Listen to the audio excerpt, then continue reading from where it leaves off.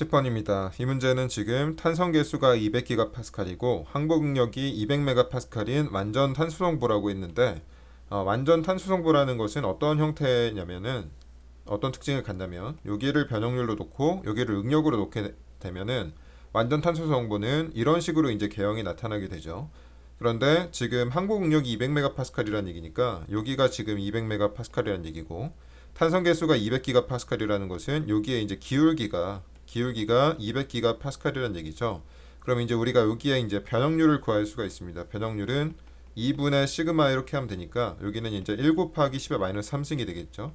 여기를 깔끔하게 쓰면은 이 점은 이제 1 곱하기 10의 마이너스 3승이 될 겁니다. 그런데 문제에서 뭘 구하라 그랬냐면은 충력 P를 줬을 때 느름량 델타가 발생을 하고 하중을 제거했을 때 잔류 변형률을 구하라고 했어요. 그런데 델타가 이제 두 개가 주어졌죠. 0.5mm일 때랑 2mm일 때 이때 각각에 대한 잔류 변형률을 구하라고 했는데 델타가 0.5mm가 발생을 했다는 얘기는 변형률이 얼마냐면 1m분의 0.55mm니까 얘는 0.5 곱하기 10의 마이너스 3승의 변형률이 발생을 했겠죠. 그래서 얘는 변형률이 0.5 곱하기 10의 마이너스 3승인 거고 얘는 마찬가지로 계산을 하게 되면 1m분의 2mm니까 이거는 2 곱하기 10의 마이너스 3승의 변형률이 발생을 했겠죠. 그런데 얘 먼저 볼게요. 첫 번째 거부터 보면은 첫 번째는 0.5mm의 변형이 발생을 했을 때는 0.5 곱하기 10의 마이너스 3승의 변형률을 가지니까 여기 어디 위치할 겁니다. 그러니까 하중이 여기서부터 여기까지 이렇게 갔다는 얘기죠. 그런데 아직 1 곱하기 10의 마이너스 3승 그러니까 항복을 넘어서지 않았기 때문에 여기서 하중이 제거가 되면은 다시 원상태로 이렇게 돌아올 겁니다. 그래서 잔류 변형률은 0이라는 것을 알 수가 있습니다. 그런데 변형이 2mm가 발생을 하게 되면 변형률이 2 곱하기 10의 마이너스 3승이기 때문에 얘는 여기 어디에 위치하겠죠. 그러니까 여기서부터 하중이 제어가 돼서 이렇게 갔다는 얘기입니다. 그런데 여기서 하중을 제거를 하게 되면은 얘는 이미 항복을 넘어섰기 때문에 다시 원상태로 이렇게 돌아오질 않습니다. 얘는 어떻게 돌아가냐면은 첫 번째 이 탄성 계수의 기울기를 갖고 여기 기울기랑 똑같은 기울기로 이렇게 내려가겠죠. 이렇게 얘는 이 경로로 이렇게 내려가게 됩니다. 그렇기 때문에 요만큼의 잔류 변형률이 발생을 하겠죠. 지금 얘가 여기가 이 점이 2 곱하기 10의 마이너스 3승이라는 얘기고 우리가 구해야 되는 것은 요겁니다. 이 빨간색 범위. 그렇기 때문에 2 곱하기 10의 마이너스 3승에서 요만큼을 빼줘야 되겠죠. 빨간색을. 이 파란색을. 그런데 이 파란색은 어떤 거랑 값이 같냐면은 1 곱하기 10의 마이너스 3승이랑 같겠죠. 왜냐면은 이 기울기랑 같기 때문에 1 곱하기 10의 마이너스 3승이 이 파란색 값과 같다는 것을 알 수가 있습니다. 여기가 1 곱하기 10의 마이너스 3승이겠죠. 그래서 하중을 제거를 하게 되면은 초기 변형률 2 곱하기 10의 마이너스 3승에서 탄성 변형률인 1 곱하기 10의 마이너스 3승을 뺀 1 곱하기 10의 마이너스 3승의 잔류 변형률을 갖게 됩니다. 그래서 답은 1번입니다. 11번입니다. 이 문제 같은 경우는 지금 인장 시험의 결과를 응력 변형률 곡선에 대한 설명으로 옳지 않은 것은 이렇게 물어봤습니다. 천천히 한번 살펴보면은 A는 실제 단면적을 B는 초기 단면적을 이용하여 계산된 결과이다 이렇게 나왔는데 A는 지금 위에 있는 그래프고요. 진응력 곡선을 의미를 하는 거겠죠. 이 A가. 그리고 B는 이렇게 밑에 있는 건데 얘는 이제 공칭 응력을 의미를 하는 거겠죠. 얘는 이제 진응력 변형률 곡선이고 얘는 이제 공칭 응력 변형률 곡선이 되겠죠. 이거는 이론에서 자세하게 설명을 했었는데 진응력 변형률 곡선은 실제 단면적을 이용을 하는 거고 얘는 끊임없이 변화를 하는 실제 단면적을 이용을 하는 거고 공칭 응력 변형률 곡선은 얘는 초기 단면적을 이용을 하는 거라고 했습니다. 초기 단면적, 얘는 실제 단면적. 그렇기 때문에 1번은 맞는 얘기고요. 2번은 A가 재료에 발생하는 실제 응력 변형률 곡선이고 이제 실제는 얘가 맞지만 얘는 계산을 할 수가 없죠. 왜냐면은 단면적이 끊임없이 변화하기 때문에 얘는 계산을 할 수가 없다고 했습니다. 그렇기 때문에 공학적으로 우리가 B를 이용을 한다고 해서 2번도 맞는 보기가 되는 거고요. 3번은 C점은 항복점이며 C점은 지금 항복점이 맞죠. 왜냐면 여기서부터 얘가 수평을 이렇게 유지를 하기 때문에 얘는 항복점이 맞고 그 다음에 C점에서 하중 제거 시 초기 탄성 계수를 기울기로 하여 잔류 변형이 발생할 것이다. 그러니까 여기서 하중을 제거를 하게 되면 이렇게 하중이 갔다가 얘가 다시 여기까지 갔다가 이렇게 돌아오는 게 아니고 이 첫 번째 기울기, 이 기울기랑 똑같은 기울기로 얘가 이렇게 내려올 것이다. 그래서 여기에 잔류 변형률이 발생할 것이다 하기 때문에 3번도 맞는 얘기입니다. 그리고 4번은 A점은 비례한도로 A점은 비례한도가 맞죠. 이걸 좀 자세하게 살펴보면은 지금 A점은 비례한도고 B점은 탄성한도가 되겠죠. 이건 제가 교재에 자세하게 설명을 해놨으니까 한번 읽어보시고 C점은 이제 항복점이 될 겁니다. 그래서 앞부분은 맞습니다. A점이 비례한도인 것은 맞는데 탄성 영역과 소성 영역의 경계는 탄성한도 B점에 대한 얘기이기 때문에 얘는 지금 틀렸습니다. 그래서 답은 4번입니다. 12번입니다. 이 문제는 지금 부정정보가 있는데 지간 중앙에 이렇게 롤러가 위치를 하고요. 이때 이 롤러의 반력을 구하라고 했네요. 여기에 이렇게 반력을 뭐 RC라고 하게 되면 얘를 구하라고 했는데 얘는 이제 우리가 변이일치를 이용해서 해석을 할 수가 있겠죠. 우선 이 롤러가 없다고 생각을 하고 이렇게 단순보가 있는데 여기 모멘트가 작용을 했을 때 얘가 이렇게 밑으로 쳐지겠죠. 여기 발생하는 변이는 우리가 공식을 이용해서 계산을 할 수가 있습니다. 얘를 델타 1이라고 하면은 이거는 16 2i분의 ml 제곱으로 우리가 공식을 암기를 해야 된다고 했죠. 그래 이렇게 계산을 할 수가 있고 그런데 이 RC가 여기 반력이 얘를 여기 이렇게 들어 올릴 겁니다. 이렇게 그러면 얘가 이렇게 위로 이렇게 발생을 하겠죠. 이걸 우리가 델타 2라고 한다면 이것도 마찬가지로 공식을 이용해서 48 2i분의 뭐 RC L 3승이다 이렇게 계산을 할 수가 있겠죠. 그런데 이 롤러 지점 C는 롤러 지점이기 때문에 위나 아래로 변이가 발생을 할 수가 없습니다. 그렇기 때문에 델타 1에서 델타 2를 빼면은 당연히 0이 돼야 되겠죠. 이걸 보고 우리가 변이일치라고 한다고 했는데 이걸 이제 풀면은 우리가 RC를 구할 수가 있습니다. 그래서 이걸 한번 계산을 해보면은 요거는 16 2i분의 ml 제곱 마이너스 48 2i분의 RCL 3승은 0 이렇게 되겠죠. 그래서 여기다가 대입을 하면 됩니다. 여기다가 2i는 똑같기 때문에 날리고 16분의 얘가 30kNm고 얘는 10의 제곱 마이너스 48 RC고 얘는 10의 3승은 0이기 때문에 이걸 풀게 되면은 RC가 9kN이 나옵니다. 그렇기 때문에 답이 3번이라는 것을 알 수가 있습니다. 13번입니다. 이 문제는 지금 이렇게 보가 있고 기둥이죠. 얘는 보가 아니고 잘못 말했네요. 이렇게 기둥이 있고 충력을 받는데 C점의 변이로 옳은 것은 이렇게 물어봤습니다. 이거는 이제 우리가 많이 익숙한 유형이기 때문에 바로 한번 풀어보면 이런 문제를 풀 때는 가장 먼저 해야 되는 게 부재력을 표현을 해야 된다고 했습니다. 지금 여기서부터 한번 표현을 해보죠. 이렇게 잘라서 보게 되면은 이 L 구간의 부재력은 P가 되겠죠. 그리고 여기 L 구간의 부재력은 이렇게 잘라서 보게 되면은 2P가 될 겁니다. 그리고 여기 EL 구간의 부재력은 이렇게 잘라서 보면은 마이너스 5P가 되겠죠. 그래서 각 구간에 대한 이제 델타는 2A분의 PL이기 때문에 각 구간에 대한 2A분의 PL을 계산을 하면 되겠죠. 그래서 EL 구간에 대해서 표현을 하게 되면은 2A분의 그런데 조심을 해야 되는 것은 이 AB 구간에서는 AB 구간의 축강성은 2A라고 했기 때문에 여기는 2A라고 써야 되는 거고 여기 충력은 마이너스 5P 곱하기 길이는 2L이죠. 그리고 이 L 구간의 이제 변이를 계산을 하게 되면은 여기 충력은 축강성은 2A라고 했으니까 2A 쓰고 여기는 2P죠. 그래서 2P를 쓰고 여기 구간 길이가 L이니까 L을 쓰고 그리고 여기 마지막 세 번째 구간은 여기도 마찬가지로 축강성은 2A고 여기 충력은 P죠. 그리고 여기 길이는 L이기 때문에 이걸 계산을 하게 되면은 여기는 마이너스 5고 여기는 2 여기는 1이니까 2A분의 마이너스 2PL 이렇게 나오겠네요. 그러니까 이게 무슨 얘기냐면은 마이너스란 얘기는 얘가 압축이 됐다는 얘기죠. 압축이 됐다는 얘기는 얘가 전체적으로 줄어든다는 얘기니까 C점은 이 크기만큼 왼쪽으로 이동을 하게 되겠죠. 그래서 답은 2번입니다. 14번입니다. 이 문제는 지금 트러스에서 부재 AB의 부재력을 구하라고 했습니다. 이 구간의 부재력을 구하라고 했네요.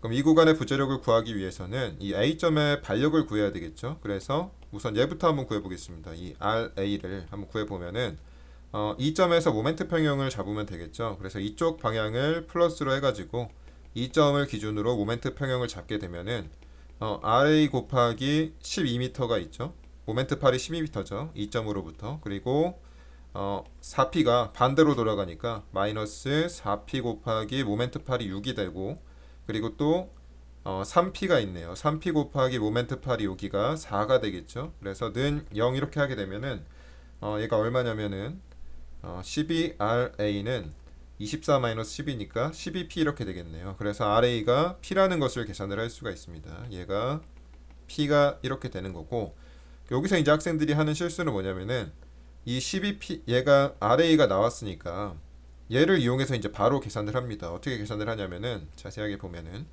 이 A점에서 RA가 위로 P만큼 올리죠. 그러니까 얘가 이쪽으로 이렇게 P만큼 내립니다. 그래서 여기가 이렇게 P가 되겠죠. 그런데 이 삼각형이 지금 3대 4대 5기 때문에 여기는 4분의 3P가 되겠죠. 여기가 P니까 P가 4에 대응되니까 이쪽 부분은 4분의 3P가 됩니다. 4분의 3P. 그래서 이제 학생들이 실수하는 건 뭐냐면은 여기가 4분의 3P가 나오기 때문에 A, B가 A점에서 보게 되면 얘가 왼쪽으로 4분의 3P로 미니까 여기가 오른쪽으로 4분의 3P다. 이렇게 해서 1번을 고르는 학생들이 굉장히 많을 텐데 여기서 이제 굉장한 실수가 나왔죠. 여기서 이제 학생들이 실수한 게 뭐냐면은 A점에는 힌지기 때문에 수평 반력이 있습니다. 그래서 여기 3P가 있기 때문에 이쪽으로 얘가 3P를 이렇게 잡아 당겨줘야 되겠죠. 그래서 이제 A점에서 흰 평형을 보게 되면은 A점에서 보게 되면 왼쪽으로 3P, 왼쪽으로 4분의 3P죠. 그렇기 때문에 A, B는 오른쪽으로 4분의 3P 더하기 3P만큼 잡아당겨줘야 됩니다. 그래서 얘는 A, B의 부재력은 3P 플러스 4분의 3P가 되겠죠. 그렇기 때문에 얘를 계산을 하게 되면 3 플러스 0.75니까 3.75가 나오겠죠. 그래서 답은 4번입니다. 15번입니다. 지금 기둥의 길이가 2m고 양단 고정인 기둥이 있는데 아래와 같은 단면을 갖고요. 이때 세장비를 구하라고 했습니다. 우리가 람다라는 것은 세장비를 람다라고 하죠. 람다는 R분의 L 이렇게 계산을 할 수가 있는데 좀 더 자세하게 표현을 하게 되면은 얘는 유효 길이 L2가 들어가야 되는 거고, 그리고 R이라는 것은 이제 회전 반경인데 얘는 루트 a분의 i라고 쓸 수가 있죠. 그런데 이것도 엄밀히 표현을 하게 되면은 i 미니멈을 이용을 해야 됩니다. 그래서 여기다가 이제 대입을 할 건데 길이가 2m고 양단 고정이라고 했으니까 유효 길이 L2는 1m가 되겠죠. 유효 길이가 이제 0.5를 곱해줘야 되니까 그래서 1m를 대입하면 되고, 이제 중요한 건 뭐냐면은 여기 지금 미니멈이 없습니다. 지금 여기에 IX랑 IY가 주어졌고 맥시멈이 주어졌죠. 그런데 이제 우리가 뭘 알 수가 있냐면 어떤 특징을 이용을 해야 되냐면은 IX 더하기 IY는 Imax 플러스 I미니멈이라는 우리가 특징이 있다고 했죠. 이거는 제가 교재에 정리를 해놨습니다. 그래서 우리가 I미니멈을 구하기 위해서는 IX 더하기 IY에서 Imax를 빼면 되겠죠. 그래서 이거를 계산을 하게 되면은 I미니멈이 10만에서 7만 5천을 빼니까 2만 5천 밀리미터 4생이 나올 겁니다. 그래서 이거를 여기다 대입을 하면 되겠죠. 그래서 정리를 한번 해보면은 얘가 1000 밀리미터 제곱이고 얘가 2만 5천 밀리미터 4승분의 1미터가 되고 여기는 지금 이 안에가 1000분의 2만 5천이니까 25가 나오겠죠. 얘가 25mm 제곱이 나오고 이거를 풀게 되면은 여기가 5mm가 나오게 됩니다. 5mm. 그래서 이거를 계산을 하게 되면은 200이라서 답은 3번입니다. 16번입니다. 이 문제 같은 경우는 지금 여기에 250kN의 충력이 작용을 하고 여기 지금 강체판이 있는데 여기는 콘크리트 기둥이고 여기는 지금 강제가 있습니다. 강제라는 것은 이제 스틸을 의미를 하는 거겠죠. 스틸을 의미를 하는 거고, 문제에서 지금 뭘 구하라 그랬냐면은 강체판과 강제의 이격거리가 0.1m일 때, 그러니까 여기가 2m고 여기가 1.9m니까 얘가 0.1m만큼 떨어져 있다는 얘기고요. 이때 콘크리트 기둥이 받는 응력은 얼마인가 이렇게 물어봤습니다. 문제가 굉장히 어려워 보이지만 생각보다 간단한데 어떻게 풀어야 되냐면은 250kN으로 얘를 눌렀을 때 일단 처음으로 계산을 해야 되는 것은 결국에 이 강체판이 강제랑 닿냐 안 닿냐를 먼저 계산을 해야 됩니다. 처음에는 닿기 전까지는 일단 250kN을 이 콘크리트가 다 받겠죠. 그래서 붙는지 안 붙는지를 먼저 판정을 해야 되기 때문에 우리가 붙기 전까지는 콘크리트가 다 받기 때문에 델타는 2A분의 PL인데 얘는 지금 콘크리트가 다 받아서 ECAC분의 PL 이렇게 계산을 해야 되겠죠. 그래서 한번 계산을 해보면 E가 지금 EC니까 50기가파스칼이고 AC는 지금 5000mm 제곱이 되고요. 그리고 P가 250kN이고 L은 지금 2m를 써야 되겠죠. 그래서 이걸 계산을 해보게 되면은 기가파스칼이랑 밀리미터 제곱은 곱해지면 킬로뉴턴이니까 이렇게 단위가 상쇄되겠죠. 그래서 이거를 정리를 하면 이렇게 5가 되고 그러면은 밑에가 5000분의 위에가 10m니까 얘를 밀리미터 단위로 바꾸게 되면은 10의 3승 이렇게 돼가지고 2mm가 나올 겁니다. 2mm.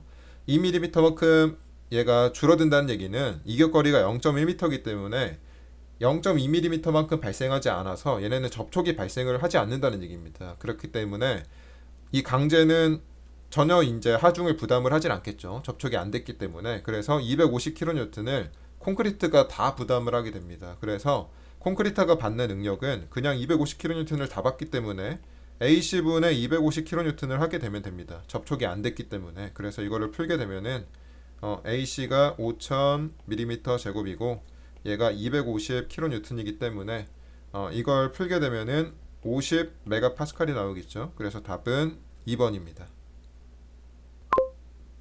17번입니다. 이 문제는 지금 이렇게 하중을 받고 있는데 A점 반력이 B점 반력의 2배가 되기 위한 모멘트를 구하라고 했습니다. 그렇기 때문에 얘를 우리가 A점 반력이 B점의 2배라고 했으니까 얘를 뭐 2R이라고 놓고 얘를 이렇게 R로 놔볼까요? 그리고 나서 하중을 한번 해석을 해보면은 지금 이런 직사각형 등분파 하중이 이렇게 있고 등분파 하중이 이렇게 있고 여기가 지금 2kN/m고 이렇게 삼각형의 삼각 등분파 하중이 있는데 여기도 이제 2kN/m 되겠죠.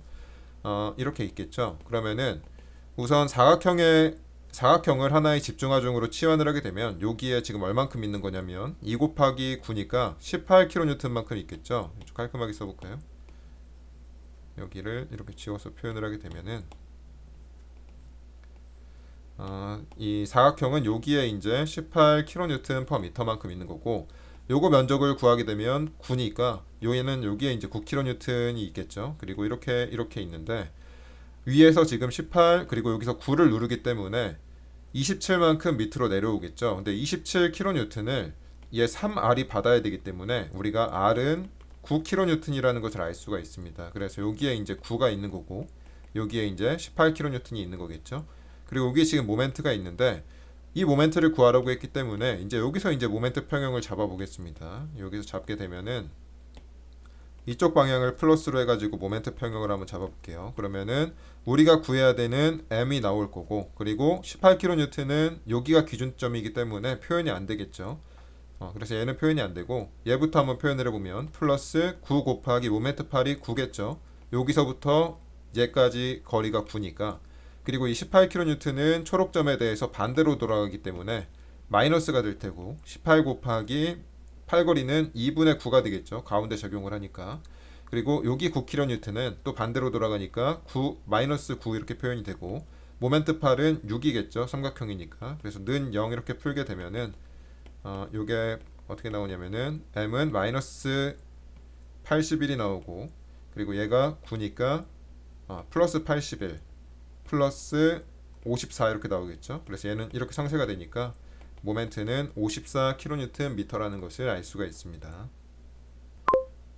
18번입니다. 이 문제 같은 경우는 지금 이렇게 보가 있고 여기 모멘트가 작용을 했을 때 외력은 지금 이거 하나인 겁니다. 150kNm의 모멘트가 작용을 하는데 롤러 반력의 계산이 이미 돼 있어요. 20kN의 롤러 반력이 발생했다면 보의 전달률은 얼마인가요? 이렇게 물어봤습니다.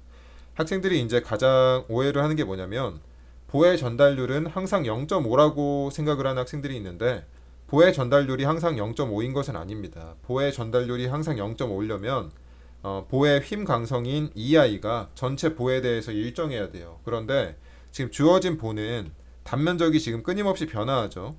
단면적이 일정한 보가 아니기 때문에 EI가 일정하지 않아서 전달률이 0.5가 아닙니다. 그래서 전달률은 어떻게 계산을 할 수가 있냐면 전달률 개념 자체가 여기에 모멘트를 줬을 때 이쪽에 발생하는 모멘트가 있겠죠.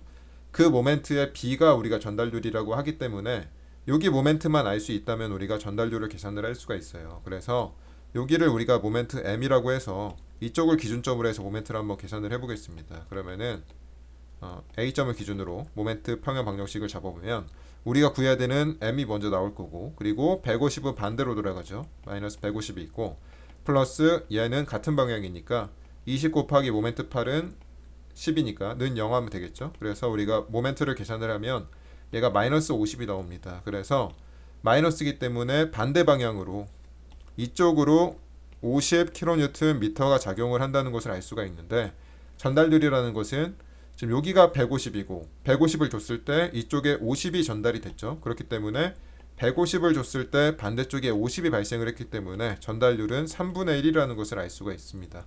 그래서 답은 1번입니다. 19번입니다. 지금 문제는 그림과 같은 보에서 C점의 반력 RC를 구하라고 했죠. 그래서 얘를 구하라는 게 문제인데, 이 구조는 지금 여기서부터 해석을 해야 되겠죠. 이런 구조는 우리가 많이 접했기 때문에 이렇게 추가적으로 붙어있는 부분부터 해석을 해야 됩니다. 그래서 이 부분을 좀 띄어서 보게 되면은 여기에 지금 롤러가 이렇게 있고, 여기 지금 등분파 중이 이렇게 있겠죠. 여기가 10kNm/m고 여기가 10m인데, 이쪽에 이렇게 RB가 있겠죠. 얘는 이렇게 띄어서 보게 되면은 우리가 이제 단순보처럼 해석을 할 수가 있기 때문에 그냥 바로 이렇게 좌우 대칭이어서 여기 50kN, 여기 50kN이라는 것을 알 수가 있습니다. 그래서 그 다음으로는 이쪽을 이렇게 보게 되면은, 이쪽을 해석을 하게 되면 얘가 이쪽에 30kNm가 있고, 우리가 계산을 해야 되는 RC가 여기 있고, 여기가 10m, 여기가 4m가 있는데, 이쪽에서는, 왼쪽에서는 B가 위로 50이 작용을 하게 되겠지만, 오른쪽에서 보게 되면은 작용 반작용이기 때문에 위로가 아니고 밑으로 50kN 이렇게 작용을 하게 되겠죠.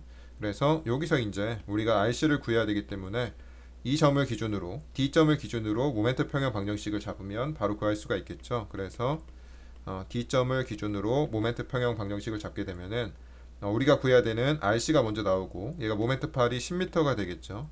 그리고 마이너스 얘가 50kN이, 모멘트 팔이 14m고, 그리고 얘가 플러스 30은 0 이렇게 나오겠죠. 그래서 이걸 풀게 되면은 RC가 67kN이 나오는 것을 알 수가 있습니다. 그래서 답은 1번입니다. 20번입니다. 이 문제 같은 경우는 지금 기둥에 편심 2를 갖는 축하중 P가 작용을 하는데, A점에 인자응력이 발생하지 않기 위한 Emax를 구하라고 했습니다. 그래서 물론 이렇게 풀 수도 있어요. 가장 원론적으로 풀게 되면은 우리가 A점의 응력이라는 것은 마이너스 A분의 P, 그리고 얘가 지금 끝점이기 때문에 플러스 S분의 M 이렇게 표현을 할 수가 있겠죠. 여기가 플러스가 되는 이유는 지금 여기 이 축을 기준으로 P가 모멘트를 이렇게 발생시키기 때문에 A점의 인자응력이라서 여기가 플러스가 되겠죠. 그래서 이런 응력이 발생을 하는데, 얘가 인자응력이 발생을 하지 않는다 그랬으니까 얘가 0보다 작다라고 해서 풀 수도 있습니다. 그러면은 얘가 마이너스 600 곱하기 400, 그리고 P가 이렇게 있고, 여기는 6분의 400 곱하기 600의 제곱이 들어가고, 여기는 P가 0보다 작다라고 해서 우리가 2를 계산을 할 수도 있을 텐데, 그렇게 풀라고 낸 문제는 아니고요. 이건 어떻게 풀어야 되냐면은 지금 이 축을 기준으로 모멘트가 이렇게 발생을 할 때 A점에 인자응력이 발생하지 않으면, A점이 지금 가장 끝에 있는 점이기 때문에 A점에 인자응력이 발생하지 않는다는 얘기는 이 단면에 인자응력이 발생하지 않는다는 얘기죠. 다시 한번 설명을 하게 되면, A점에서는 A점이 지금 끝점이기 때문에 A점에 인자응력이 발생하지 않는다. A점에 인장이 발생하지 않는다는 얘기는 어떤 얘기냐면은 단면 전체에 인장이 발생하지 않는다는 얘기입니다. 이건 또 무슨 얘기냐면은 결국에 단면의 핵을 찾으란 얘기예요. 단면의 핵 안에 하중이 작용을 하면 단면에 인자응력이 발생하지 않는다 그랬죠. 그래서 단면의 핵이 얼마냐를 물어본 문제라서 2는 그냥 6분의 B다 이렇게 바로 계산을 할 수가 있습니다. 사각형이기 때문에. 그래서 6분의 얘는 600mm이기 때문에 답이 바로 100mm라는 것을 알 수가 있습니다. 그래서 답은 2번입니다.